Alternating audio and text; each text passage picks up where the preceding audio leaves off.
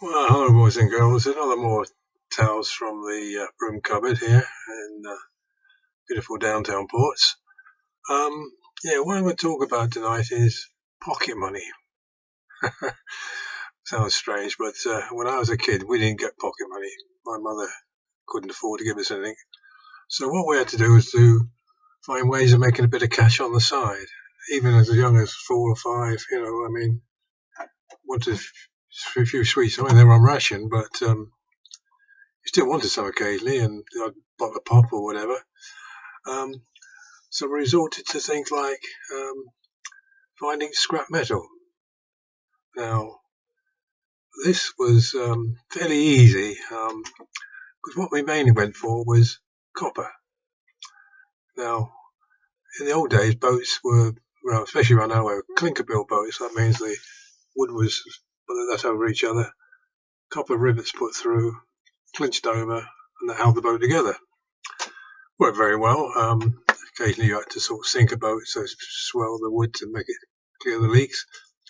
That worked as well. Um, what happened was that, of course, over time, boats rotted away.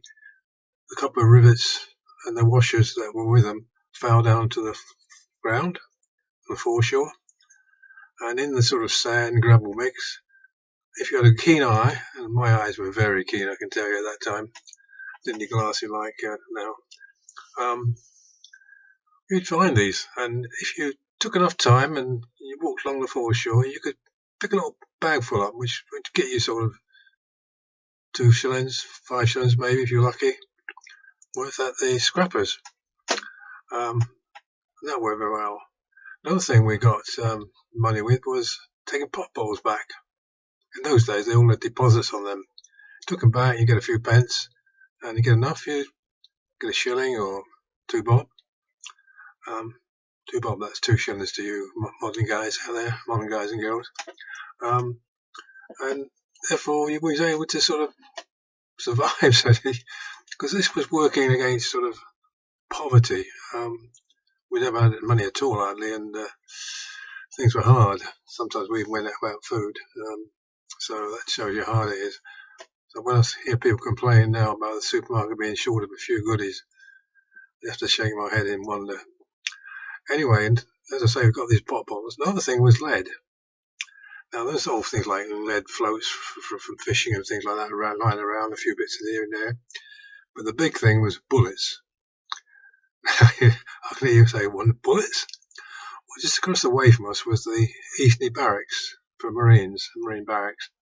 And they had a firing range, which was basically a sandy bank with what they call the pits behind it, where the guys pulled the flags up and down so that people shoot at them. And a lot of the bullets landed in this sand. And when they'd stop firing for the day and whatever, we guys always would sneak across and sift through the sand. And we used to get quite a stack of lead bullets. The thing was, we couldn't take the bullets in to the metalwork place, the metal scrappers, because they knew they were bullets and would refuse to take them. So we had to melt them down and make them a bit squodgy looking, and melt them look like floats, maybe even take them in. And I think they knew where they came from, but because they didn't look like bullets, they accept them and pay us some cash. I also think they didn't pay us the full whack, but there you go. That's business.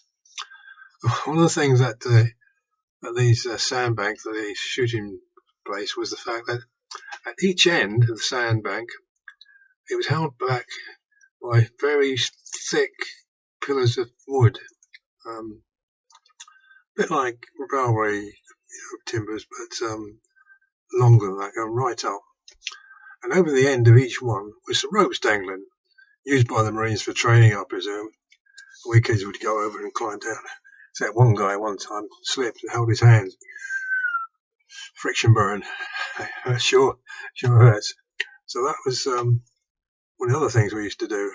And it all paid off, and I can honestly say that I did very well. Other guys didn't quite well as well, and some did a lot less. My brother, for instance, he did a lot less than me.